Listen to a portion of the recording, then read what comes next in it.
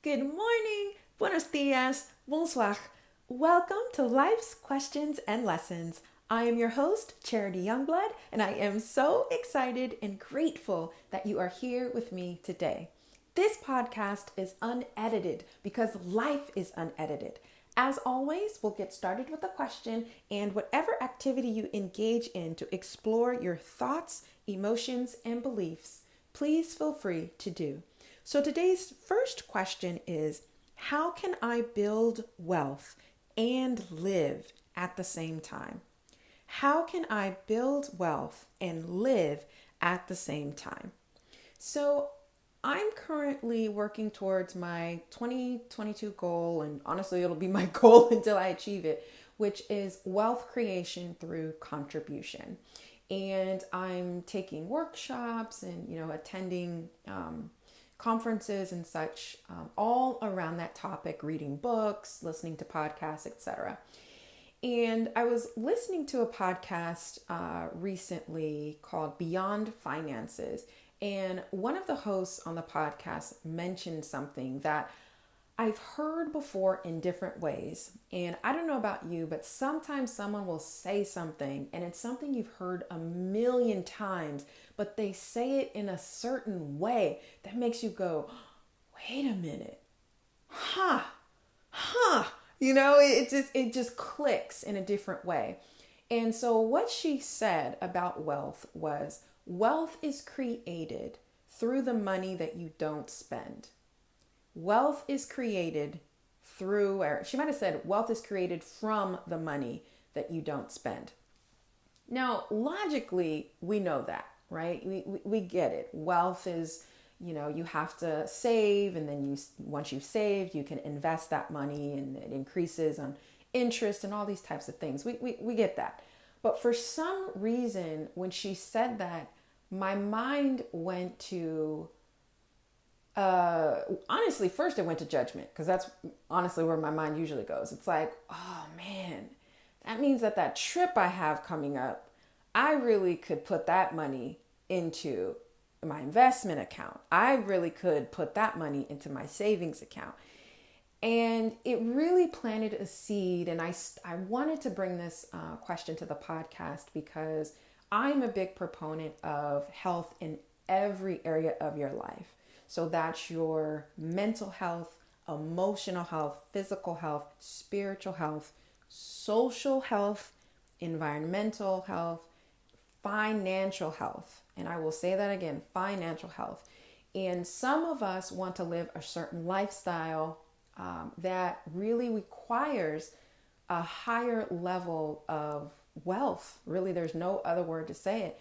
And money is something, especially being rich and wealthy, is definitely something that is layered with all kinds of issues in our society. But I am someone that truly believes when you are a good person, you will use that wealth for good. You will use that wealth to help others. You will use that wealth that you've created to guide others to wealth on their own terms as well. And that's what I'm doing and what I have always done. My job really is to educate myself first and share that education with others who are seeking that knowledge and seeking that guidance, sharing my experiences, sharing the lessons that I've learned. That's what all of my work is, whether it's on the podcast or workshops that I'm hosting or any of the conversations or spaces I occupy. But when I thought about that, I have something called value-based financial goals. And one of my highest values outside of freedom, I have hot feet. So I like to go wherever I want. I like to, plan trips, plan adventures, plan excursions, and not. So sometimes I like to be spontaneous. But that freedom to do with my time whatever I want, that is my highest value by far.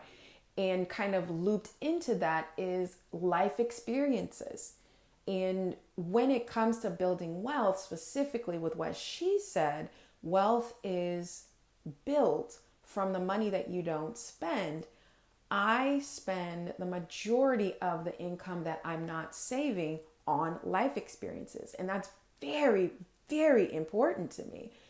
So I wanted to bring this question to the podcast because I'm exploring this and really trying to figure out, yes, wealth is a goal, but living is a goal as well. So really trying to see how to bring that and into the picture. How can I live? And for me, it's experiences. I don't purchase things, I purchase experiences. So, for example, for a birthday, I'll go somewhere, I'll take a trip.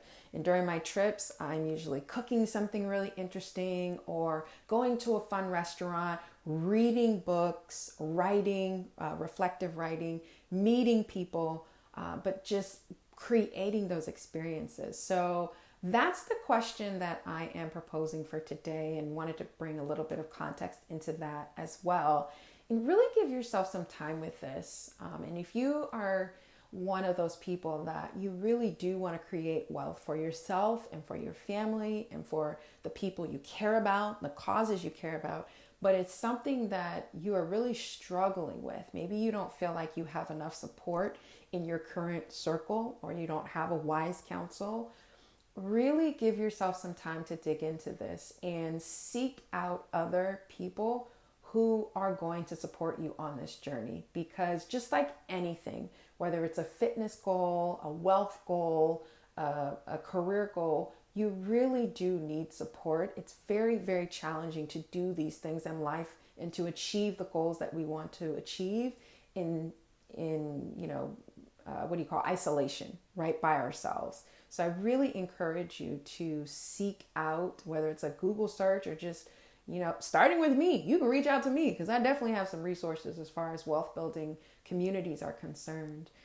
But that's the question I had on my heart today. So give yourself some time and some space to really explore this question for yourself. And I thank you so much for listening, taking the time to listen. Please rate and review this podcast wherever you are listening to my words. And until next time, take care.